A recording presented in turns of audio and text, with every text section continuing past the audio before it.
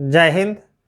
आज परीक्षा के पॉइंट ऑफ व्यू से यह अति महत्वपूर्ण टॉपिक है और इस टॉपिक में हम लोग मुख्य रूप से जानेंगे कि अच्छे उत्तर की क्या विशेषता होती है, अच्छे उत्तर की में कौन कौन सी कसौटी होते हैं ताकि उत्तर जो हो काफ़ी संतुलित हो और अच्छा हो और अंकदायी हो, उसमें हम लोग अच्छा अंक प्राप्त कर सकें।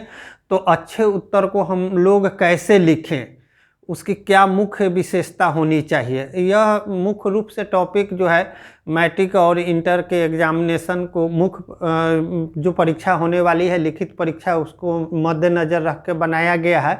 और इस टॉपिक में हम लोग मुख्य रूप से उन सभी बिंदुओं पर चर्चा करेंगे जो एक अच्छे उत्तर की विशेषता होती है, उसके बारे में हम लोग जानेंगे। तो चलिए हम लोग सबसे पहले देखते हैं कि कौन कौन से मुख्य बिंदु होते हैं जिस पर हमें ध्यान देने की आवश्यकता होती है और ध्यान देकर क्या है अच्छे अंक हम लोग प्राप्त कर सकते हैं। तो सबसे पहला जो इस क्रम में है कि अच्छा उत्तर हम लोग कैसे लिखें, तो अच्छे उत्तर में क्या होना चाहिए इसके पर हम लोग चर्चा करेंगे और उसमें कौन कौन सी विशेषता होनी चाहिए।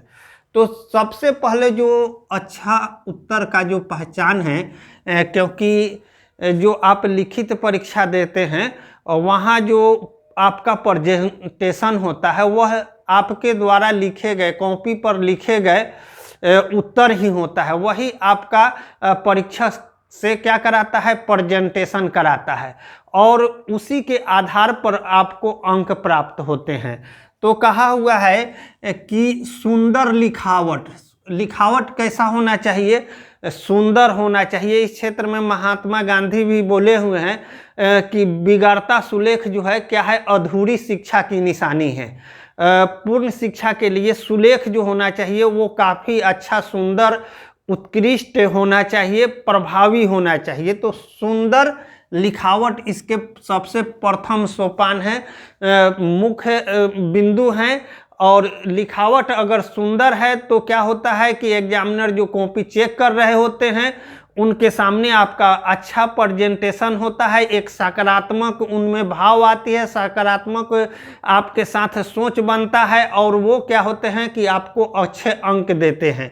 तो यहाँ पर हमें सबसे जो मुख्य चीज़ ध्यान देना है कि लिखावट क्या होना चाहिए, सुंदर होना चाहिए। यह सबसे पहला आपका प्रेजेंटेशन होता है परीक्षक के सामने।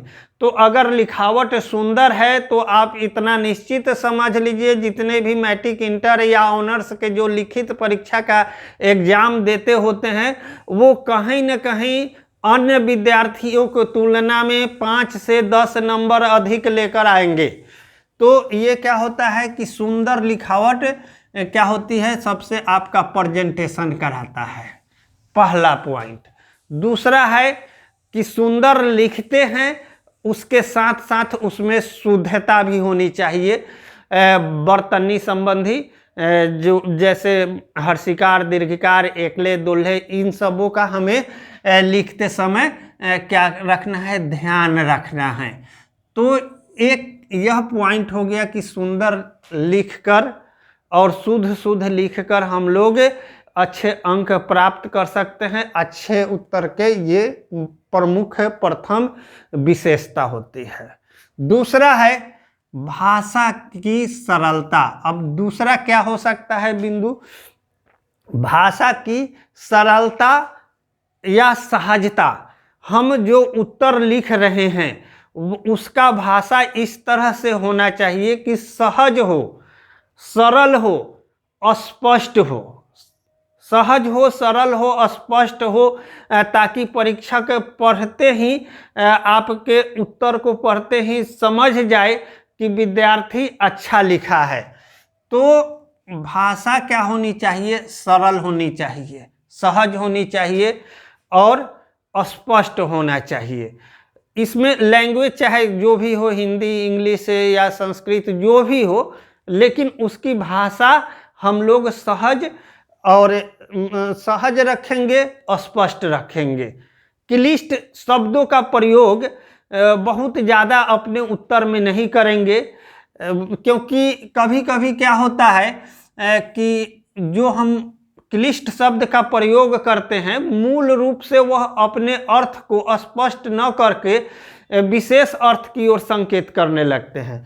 तो वैसी स्थिति में क्या होते हैं, जो एग्जामिनर होते हैं वो क्या होते हैं, आपका अंक पर उसका प्रभाव पड़ता है। तो क्लिष्ट शब्द का प्रयोग करें, लेकिन क्या है कि बहुत ज़्यादा नहीं करें, मतलब आपका उत्तर ऐसा हो कि सहज हो, आसान हो। अब आगे देखते हैं इसका जो तीसरा पॉइंट है, महत्वपूर्ण पॉइंट। जब आप प्रश्न लिखते रहते हैं तो सबसे पहले क्या है, प्रस्तुतिकरण। प्रस्तुतिकरण भी जो एक महत्वपूर्ण हिस्सा है और इस पर आपके उत्तर का आधार स्तंभ होता है और यहीं से क्या करते हैं, आपका उत्तर का जो है क्रम शुरू होता है। तो प्रस्तुतिकरण जो है वह अच्छा होना चाहिए, प्रभावी होना चाहिए, ताकि आपका जो उत्तर लिखा गया है वह एग्जामिनर पर अपना इम्प्रेशन बना सके और वो आपके प्रति क्या हो, पॉजिटिव हो सके। तो प्रस्तुतिकरण जो होना चाहिए वो क्या होना चाहिए, स्पष्ट होना चाहिए। अब इसमें प्रस्तुतिकरण में परिचय होता है, जिसको हम लोग अंग्रेजी में इंट्रोडक्शन कहते हैं। तो इंट्रोडक्शन में क्या होता है कि पूरे प्रश्न का निचोड़, वहाँ जो शुरुआती बिंदु आप देते हैं, 1-2 लाइन का जो परिचय लिखते हैं, जैसे हम लोगों का परिचय पूछा जाता है तो उसमें अपने बारे में हम डिटेल्स बताते हैं, उसी तरह से प्रश्न में जो हम लोग परिचय लिखते हैं, जिसको हम लोग इंट्रोडक्शन कहते हैं, वह 2 लाइन या 4 लाइन, जिस तरह से प्रश्न का डिमांड है उस तरह से परिचय जो है हम लोग देंगे, वो स्पष्ट देंगे, संतुलित देंगे और परिचय इस प्रकार का होना चाहिए कि प्रभावी हो, ताकि first impression of the last impression, क्योंकि यह पहला आपका परिचय होता है उत्तर लिखते समय, तो वह अच्छा होना चाहिए। प्रस्तुतिकरण और इंट्रोडक्शन प्रश्न का अच्छा होना चाहिए, तो निश्चित रूप से वो अच्छे अंक लेकर आएंगे और ये जो उत्तर लिखने की शैली है उसमें ये महत्वपूर्ण है। अब हम लोग आगे देखते हैं प्रवाह। प्रवाह जो है धारा का बहाव होता है। जिस तरह से नदी ऊपर से समुद्र से पहाड़ से निकलकर मैदानी क्षेत्र में आती है तो अपने साथ बहुत सारे चीज़ों को बहाकर ले जाती है, उसी तरह से जब हम प्रश्न लिखना शुरू करते हैं तो उसमें एक प्रवाह होता है और वो प्रवाह इस तरह का होना चाहिए कि लगे कि एक प्रश्न हम लिखे, खत्म हुआ और फिर उसका शुरुआत हुआ, इस तरह से कि एक दूसरे से सब क्या हैं, जुड़े हुए हैं। कभी कभी विद्यार्थी क्या करते हैं कि एक वाक्य कहीं का और दूसरा वाक्य का उसका रिलेशन सही से स्थापित नहीं कर पाते हैं। वैसी स्थिति में क्या होता है कि उत्तर ठीक नहीं होता है। तो वहाँ क्या करना है कि प्रवाह इस तरह का रखना है कि लगे कि सब एक दूसरे को रिलेट कर रहा है, जो आप उत्तर लिख रहे हैं, इसके बाद इसके बाद इसके बाद सब लगे कि हाँ ये सब एक से जुड़े हुए हैं, मतलब निष्कर्ष सही निकले। अब प्रवाह के साथ साथ कुछ जब हम लिखते रहते हैं तो कथन और स्टेटमेंट, अपने उत्तर में अगर कुछ मुख्य स्टेटमेंट है, जैसे करो या मरो, डू एंड डाई महात्मा दिए थे, कुछ ऐसे थिंकर लोग हैं, वैज्ञानिक लोग हर विषय में जो कुछ स्टेटमेंट दिए हैं, अगर स्टेटमेंट का प्रयोग करते हैं तो आपका उत्तर जो होगा अधिक प्रभावशाली होता है। आगे हम लोग देखते हैं एक महत्वपूर्ण चीज़ जो उत्तर लिखते समय ध्यान देना चाहिए, उसमें है व्याकरण संबंधी शुद्धता। व्याकरण संबंधी शुद्धता में तो वर्तनी, पूर्ण विराम, कॉमा, अर्ध विराम, पैराग्राफ चेंज, ये सब जो है ये व्याकरण संबंधी क्या है, शुद्धता है। और ये हम लोग इस पर निश्चित रूप से ध्यान देंगे, क्योंकि अगर इसमें गलती होता है, पूर्ण विराम, अर्ध विराम, कॉमा या पैराग्राफ चेंज हम लोग नहीं करते हैं तो ये अधूरा उत्तर जो होता है आपका अधूरा लगता है। तो यहाँ इन चीज़ों पर हमें ध्यान देना है, अर्ध विराम, कॉमा, पैराग्राफ, ये सब हम लोग सही से चेंज करेंगे। उसका जहाँ पर आवश्यकता है उस जगह पे हम लोग उसका प्रयोग करेंगे। इससे क्या होगा, आपका उत्तर जो होगा एक संतुलित होगा और शुद्ध होगा, अच्छा होगा। और परीक्षा के जब आपके उत्तर को देखते रहेंगे, चेक करते रहेंगे, तो उनका मन प्रसन्नचित हो जाएगा, प्रफुल्लित हो जाएगा। इन सभी चीज़ों की अगर उसमें विशेषता है प्रश्न में, उत्तर में, तो निश्चित रूप से वो प्रफुल्लित होंगे और कुछ न कुछ अन्य विद्यार्थियों की तुलना में आपको ज़्यादा अंक देकर जाएंगे।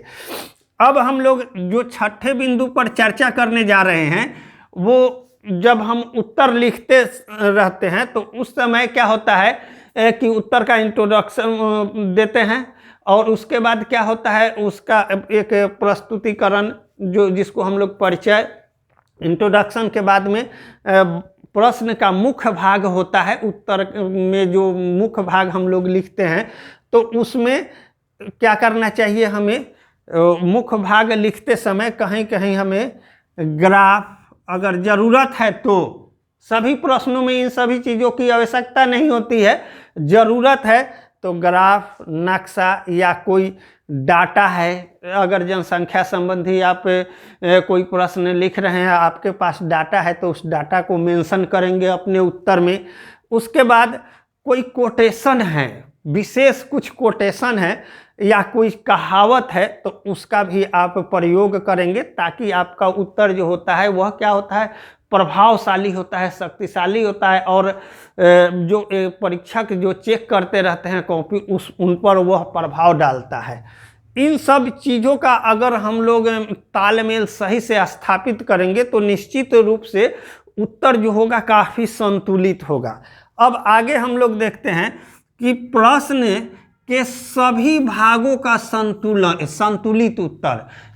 आज जो परीक्षा में बहुत सारे ऐसे परीक्षा हैं जिसमें डायरेक्टली कुछ प्रश्न होते हैं और कुछ जो होते हैं प्रश्न जिसमें एक दो प्रश्न एक साथ रहते हैं, तीन तीन प्रश्न एक साथ पूछे जाते हैं। जैसे कभी कभी तुलनात्मक दृष्टिकोण से पूछा जाता है कि जो प्राचीन सभ्यताएं हैं और आधुनिक सभ्यताओं में मुख्य क्या क्या अंतर आई है, तो अभी के परिप्रेक्ष्य में तो उसमें तीन आ जाता है। एक तो प्राचीन परंपरा, आधुनिक और वर्तमान की स्थितियां। अगर ये तीन प्रश्न को हम लोग संतुलित पूर्वक उत्तर देंगे, सबों में संतुलन कायम कर पाएंगे, तो वो एक अच्छा उत्तर होगा। तो अगर हम मान लीजिए कि प्राचीन परंपरा को लिख दिए, मध्यकाल में क्या हुआ उसको नहीं लिख पाए, फिर आधुनिक में लिखे, तो वो क्या होता है, आपका उत्तर जो होता है असंतुलित होने लगता है। वैसी स्थिति में परीक्षक जो होते हैं कहीं ना कहीं आपके कुछ अंक काटते हैं और उत्तर भी आपका असंतुलित हो जाता है। तो इस पर हमें ध्यान रखना है कि जो प्रश्न में पूछा गया है वो छूटे नहीं। अगर दो भाग है तो दो भाग का हम उत्तर दें, सही से दें, और जो नहीं पूछा गया है उसको नहीं लिखें। क्योंकि बहुत ऐसे विद्यार्थी होते हैं कि अगर प्रश्न में पूछा नहीं गया फिर भी वो याद करके गए हैं, तो उसमें क्या करते हैं, मेंशन कर देते हैं, लिख ही देते हैं। अगर प्रथम विश्व युद्ध पूछा गया, अब बच्चे को द्वितीय विश्व युद्ध याद है, तो वो द्वितीय विश्व युद्ध लिख देते हैं। तो इससे क्या होता है कि परीक्षक जो होते हैं उस पर निगेटिव प्रभाव पड़ता है। तो यहाँ ध्यान रखना है कि जो प्रश्न पूछा गया है वो उसको लिखें, वह छूटे नहीं, और जो नहीं पूछा गया है उसको नहीं लिखें।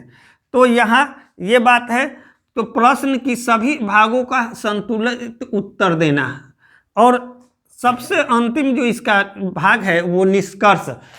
बहुत ऐसे प्रश्न होते हैं जिसमें आपका मत पूछा जाता है, निष्कर्ष पूछा जाता है कि इनसे क्या निचोड़ निकालता है। तो अगर इस प्रकार के प्रश्न हैं तो एक संतुलित निष्कर्ष निकाले जो आपका बैलेंसफुल हो। और इससे क्या होगा कि अगर निष्कर्ष अच्छे हैं, मध्य भाग भी अच्छा है, प्रस्तुतिकरण अच्छा है, इंट्रोडक्शन आपने अच्छा से दिया है, तो आपका एक उत्तर जो है संतुलित उत्तर है। और निश्चित रूप से ये परीक्षक पर क्या करेंगे, प्रभाव डालेंगे और ये अच्छे अंक लेके आएंगे।